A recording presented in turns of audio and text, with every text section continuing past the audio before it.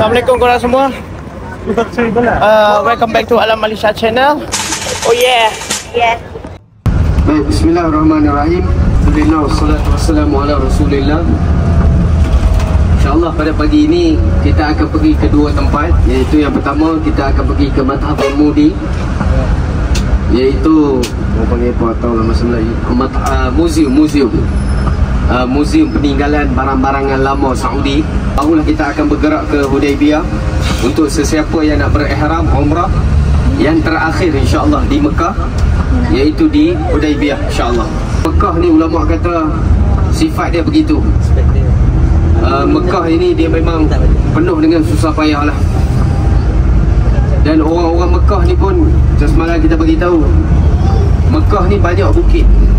Jadi orang-orang Mekah pun kasar-kasar. Kawasan di sini pun semua nampak macam orang kata hayat, yang orang kata yang begitu kasar lah kan, Masya Allah. Tapi itu sifat Mekah. Jadi macam Sayyidina Umar bin Khattab ni orang Mekah, orang yang kasar. Sahabat-sahabat yang lahir di Mekah ni, disebabkan Mekah ni adalah kawasan gunung, jadi semua mereka ni orang-orang yang kasar, orang-orang yang ni. Madinah dia berbeza, dia tak banyak gunung, ada beberapa gunung sahaja. Tapi di Mekah ni banyak gunung. Maka beginilah orang kata kehidupan di Mekah. Baik, jadi insya-Allah kita akan pergi ke Mathaf Al-Mudi, iaitu muzium peninggalan barang-barangan lama di Saudi. Jadi tuan-tuan perempuan boleh tengok sendirilah nanti insya-Allah apa barang-barang yang ada di sana. Kemudian barulah kita akan bergerak ke Hudaybiyah. Dan insya-Allah kita akan cerita tentang Hudaybiyah ni di sana nanti. Hudaybiyah ni merupakan satu peristiwa yang besar sebelum daripada terjadinya pembukaan kota Mekah. Hudaybiyah ni berlaku pada tahun 6 Hijrah. Nabi SAW keluar bersama para sahabat daripada Madinah nak datang ke Mekah. Setelah 6 tahun tinggalkan tempat kelahiran, ataupun kita kata tanah tumpah air sendiri. Macam kita keluar daripada Malaysia, setelah daripada 6 tahun nak balik semula ke negara kita. Jadi Nabi mimpi pada malam tersebut, Nabi dan juga sahabat masuk ke dalam Mekah melakukan umrah. Maka Nabi beritahu kepada sahabat, wahai sahabat-sahabat, aku telah bermimpi, sungguhnya aku masuk ke dalam Mekah untuk tunaikan umrah. Maka para sahabat semua telah bergembira dan seronok sangat-sangat dengan mimpi Nabi. Sebab mimpi Nabi ini merupakan orang kata wahyu. Kerana Nabi Ibrahim bermimpi nak sembelih Ismail, Nabi-Nabi punya mimpi. Kalau kita punya mimpi bukan wahyu, dia mungkinlah orang kata ru'ya sadiqah, mimpi yang benar. Salah satu daripada bahagian kenabian, nubuwah, Nabi sebut dalam hadis. Jadi bila Nabi mimpi, Nabi beritahu kepada sahabat, semua sahabat-sahabat telah bergembira dan mereka telah rasa seronok sangat-sangat. Dan mereka tanya kepada Nabi, ya Rasulullah, macam mana kita nak masuk ke satu tempat yang mana mereka ini telah perangi kita, orang Quraisy, dan nak masuk Mekah, mana mungkin orang Quraisy akan membiarkan kita masuk ke dalam Mekah dalam keadaan tenang, dalam keadaan aman, bahagia. Maka Nabi kata, asyiru alayya ayyuhan nas. InsyaAllah nanti kita sambung cerita, kita akan cerita nanti. Kan Nabi kata kepada sahabat, wahai sahabat, beri pandangan kepada aku. Sayyidina Abu Bakar radhiyallahu anhu kata, ya Rasulullah, inna lam nakhruj li qital ahadin. Sebenarnya kita tidak keluar untuk perangi siapa-siapa. Kita hanya keluar untuk melakukan umrah, nak pergi ziarah rumah Allah. Wa man saddana 'anil baiti qatalnahu. Siapa-siapa yang menghalang kita daripada Baitullah, insya-Allah kita akan perang dengan mereka. Maka Nabi kata, imdu ala bismillah. Jadi jalanlah insya-Allah kita bergeraklah. Jadi daripada Madinah, Nabi SAW telah bergerak untuk datang pada tahun 6 Hijrah, pada bulan Zulqa'dah rasanya. Nabi SAW datang bergerak untuk masuk ke Mekah. Akan tetapi di sinilah Nabi telah dihalang pada tahun 6 Hijrah. Nabi SAW telah dihalang daripada melakukan umrah. Jadi Nabi buat umrah 4 kali. Jadi umrah pada tahun ke-6 itu merupakan umrah yang mana Nabi dan juga sahabat telah dihalang daripada ke sana. Panjang cerita dia, tapi pendek nak bagi tahu, dalam perjanjian Hudaybiyah satu perjanjian berat sebelah. kan, perjanjian yang berat sebelah yang berlaku di mana tu? Di tempat Madinah. yang kita nak pergi ni insya-Allah, iaitu di Hudaibiyah. Hudaibiyah. Di sana ada satu telaga Hudaibiyah, rasanya dia tutup kot. Jadi kita boleh tengok sahaja tempat tersebut, dan siapa-siapa yang nak berihram umrah di sana boleh. Jadi Nabi bila mana tak boleh nak pergi ke sana, di sinilah Nabi telah orang kata bercukur, dan Nabi telah sembelih binatang, disebabkan tak dapat nak menyempurnakan umrah Nabi. Mereka orang Quraisy kata, wahai Rasulullah, kalau nak datang lagi umrah, datang tahun depan, tahun 7 Hijrah, nama Umratul Qadha, umrah untuk qadha balik umrah yang sebelum ini, tahun 7 Hijrah. Jadi pada tahun 6 Hijrah itu sahabat-sahabat dan juga Nabi tidak dapat orang kata datang masuk ke Mekah, dan Allah turunkan surah dalam Quran, inna fatahna laka fatham mubina laqad sadaqallahu rasulahu ar-ru'ya bil haqq la tadkhulunna al-masjidal haram insyaallah aminina muhalliqina ru'usakum wa muqassirina la takhafun fa'alima ma lam ta'lamu faja'ala min duni dhalika fathan qariba. Jadi dalam surah Al-Fatah ni Allah Ta'ala cerita tentang kemenangan yang bakal diperolehi oleh umat Islam setelah satu masa. Jadi Sulhul Hudaibiyah ni, perjanjian Hudaibiyah, bukanlah kegagalan bagi umat Islam, akan tapi dia adalah sebagai satu batu loncatan untuk umat Islam mencapai kemenangan pula pada tahun 8 Hijrah, iaitu di Fathu Makkah. Bukti dia, setelah daripada Sulhul Hudaibiyah, bila mana dah berdamai ni, mana orang Quraisy mereka tidak akan serang orang Islam. Jadi siapa-siapa yang nak orang Islam bebas dalam melakukan dakwah, bawa manusia kepada Allah Ta'ala. Jadi bila dakwah telah dibuat dengan sempurna, start daripada perjanjian Hudaibiyah, maka ramai orang telah masuk Islam. Bukti dia di pembukaan kota Mekah, Allah kata, idza jaa nasrullahi wal fath wa ra'aitan nasa yadkhuluna fi dinillahi afwaja. Manusia datang berbondong-bondong untuk masuk Islam. Jadi insyaAllah nanti kita sampai di sana, kita berhenti. Mungkin kita ulang sikit balik cerita kita sebagai peringatan kepada semua kita, insyaAllah. Jadi Hudaibiyah, tempat di mana Nabi telah lakukan perjanjian bersama orang musyrikin, dan juga tempat di mana Nabi telah dihalang daripada masuk ke Mekah. Dan para sahabat memang sedih waktu tu. Dah nak masuk, dah sampai immigration Malaysia, tak tahu kena balik Saudi balik, kan? Bayangkan perasaan macam mana, kan? Jadi macam itulah perasaan sahabat-sahabat Nabi ketika mereka sampai di Hudaibiyah pada tahun 6 Hijrah. Jadi kita pergi Mata Hamudi, jadi kita pergi Hudaibiyah, kita tengok dia punya ada satu perigi Hudaibiyah ni. Lepas tu ulama kata di antara salah satu keberkatan Nabi ini, waktu Hudaibiyah ni Nabi keluar bersama 1,400 sahabat. Bila mana bekalan air tak cukup, Nabi SAW telah ludah di dalam satu perigi, maka air membuak-buak naik. Ini memang berkat sungguh, kan? Kalau kita ludah tu mungkin orang tak ambil dah, tapi Nabi bila ludah dalam perigi tu, air dia keluar itu banyak sekali.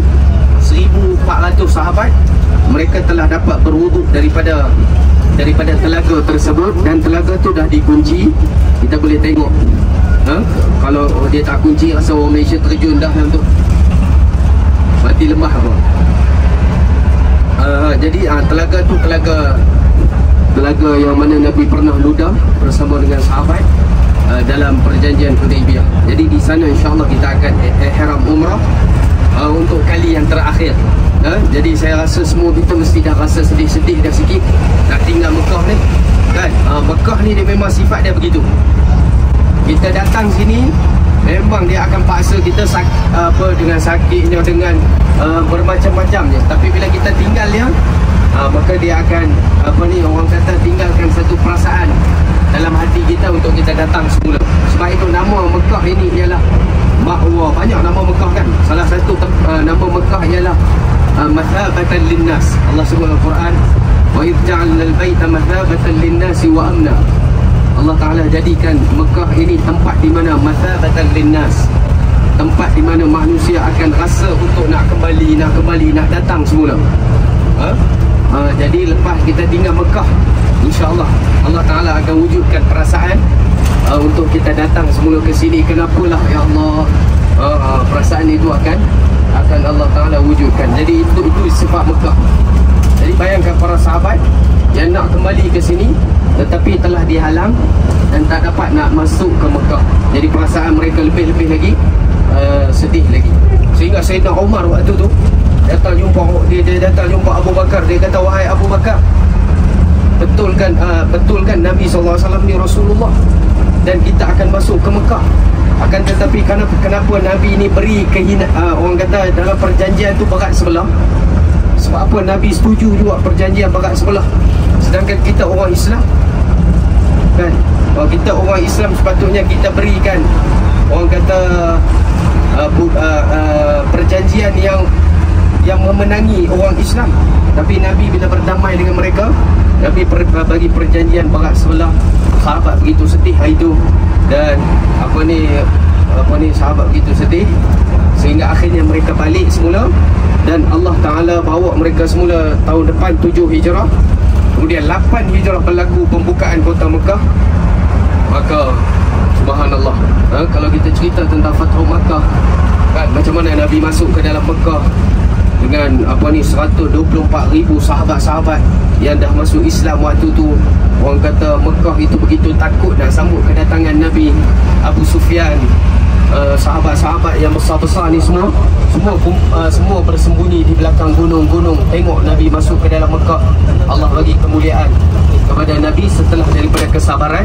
Sebab itu Allah sebut dalam surah Alam nashrah laka sadrak wa wada'na 'anka wizrak alladhi anqadha dhahrak wa rafa'na laka dhikrak fa inna ma'al usri yusra, inna ma'al usri yusra. Maka Hudaybiyah ini mengingatkan kita tentang kenyataan inna ma'al usri yusra. Sungguhnya bersama kesusahan itu, bukan lepas susah tu senang. Orang kata inna ma'al usri yusra, dalam susah itu sendiri sebenarnya ada kesenangan. 2 kali Allah ulang, fa inna ma'al usri yusra, inna ma'al usri yusra, fa idza faraghta fansab. Apabila kamu dah selesai buat satu benda, maka teruskan buat kerja yang lain. Jangan ingat dah apa-apa yang telah lampau, teruskan, kerana kehidupan itu akan terus berjalan. Maka sebagai manusia, sebagai hamba Allah Ta'ala, kita teruskan tugasan kita sebagai hamba Allah di atas muka bumi. Saya rasa orang belakang tu tak dengar dah, dia orang duduk tidur. Jadi saya kena pergi sana pula, insyaAllah. Nanti kita sambung di Hudaybiyah. Bayan kita nanti insyaAllah sambung di Hudaybiyah pula. Amin. Alhamdulillah. Banyak-banyak lagi orang Pori. Kita buka kaset dulu.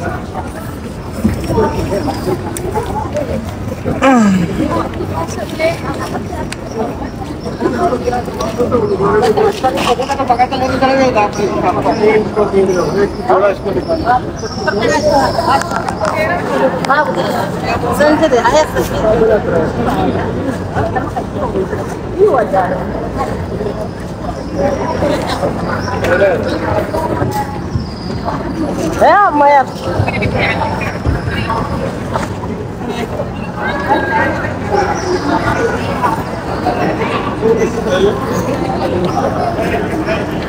वो सामने खड़ा हुआ Alhamdulillah dah selesai dah.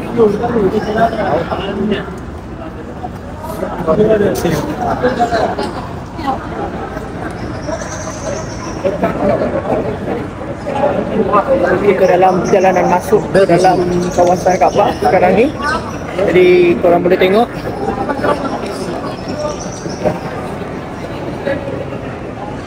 Okey, untuk semua ya, ini bukan konten tapi ini adalah memori untuk kami juga.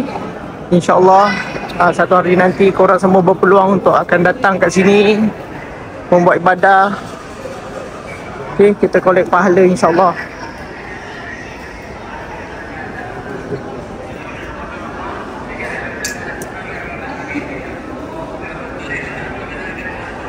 Ini adalah kali terakhir untuk kami mendekatkan diri dengan Kaabah.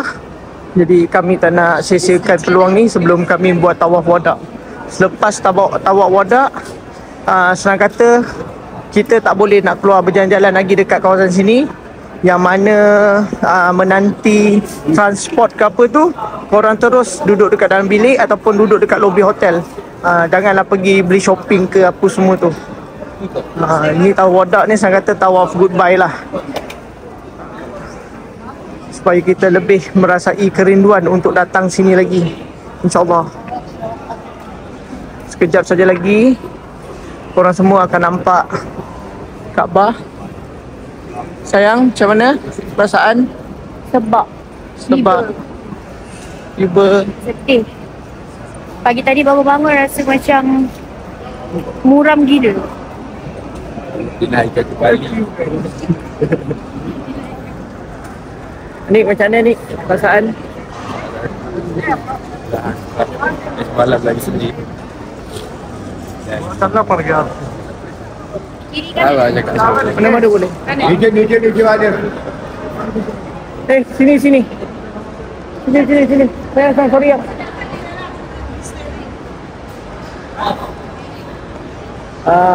Saya injured. Anik pun tak sihat. Hari-hari terakhir biasalah tu, kita nak meninggalkan tempat Allah ni penuh dengan kerinduan. Tak adalah sakit pun. Kita bagilah. Try lah. Kita try kan. Buatlah. Jadi kita usaha. Dan bisa. Amin. Fira, macam mana? Macam mana? Sedih lah. Rasa macam dia excited kita nak pergi Madinah, tapi kita rasa macam tak nak tinggal. At the same time kita tak nak tinggal tempat tu, faham tak? Itulah. Ni kiblat kita kena tinggal. Aku nak menangis dengan Fira cakap macam tu. Sayang, Ya, I love you. betul. Alright guys, kita nak turun escalator dah, menuju ke bawah. Kat sini masa sama ada construction, ada buat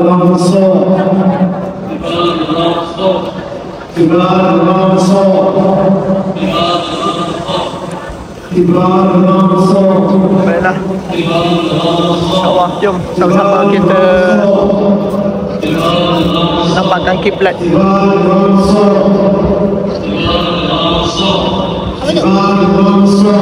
Tak tahu.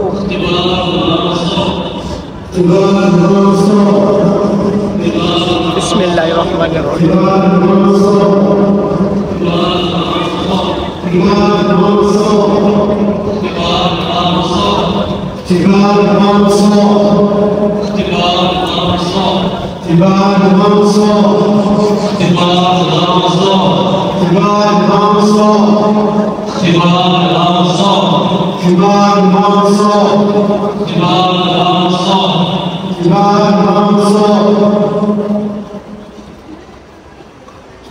Itu dia kiblat kita. Korang semua, inilah dia kiblat kita, Kaabah. Saya tak nak menangis sebenarnya, tapi itulah. Sebab hari ni hari terakhir kan kami berada di sini.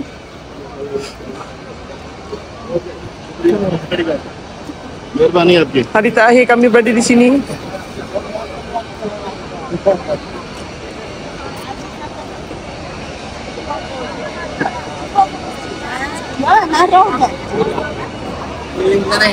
Korang semua jangan risau, jangan yang komen pelik. Sebab apa, sekarang ni kami tidak menghalang sesiapa pun.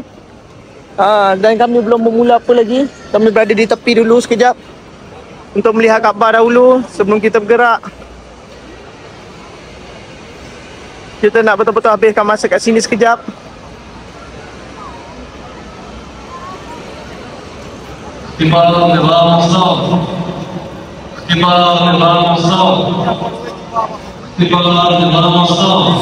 Ramai orang. Kita tawaf nanti masuk Zuhur kita kena buat balik nanti. Kita orang semua nak ucapkan jutaan terima kasih kepada semua. Anik, jutaan terima kasih kepada semua yang sentiasa mendoakan kepada kami daripada dulu sampai sekarang. Daripada kami tiada apa-apa sehingga kami berjaya sampai kat sini. Semuanya juga atas berkat doa daripada korang semua. Dan kami semua berdoa untuk korang yang mana tengok video ni, termasuklah diri korang sendiri, keluarga korang, sahabat korang, keluarga, keturunan korang semua akan berada di tanah Allah. Okay, di Mekah, insyaAllah. Okay. Terima kasih sekali lagi kami ucapkan kepada semua yang sentiasa doa untuk kita orang, yang mana selalu doa untuk Fira, Anik, Alam, Alisha dan juga keluarga kami dan juga sahabat-sahabat kami yang lain, DigiTV, budak-budak AI semua, sahabat saya, penari-penari semua. So kita nak ucapkan terima kasih lah. Antara salah satu sebab adalah doa korang sebab tu kami berada di sini. InsyaAllah kami memudahkanlah urusan kami dan Allah akan kembalikan semua doa-doa untuk korang semua. Jadi sekarang ni adalah masa untuk kami buat tawaf wada dan ini adalah insyaAllah video kupai terakhir daripada kami. Kami akan kembali lagi insyaAllah. Doa Allah banyak supaya kami sampai di sini dengan keluarga kami pula insyaAllah.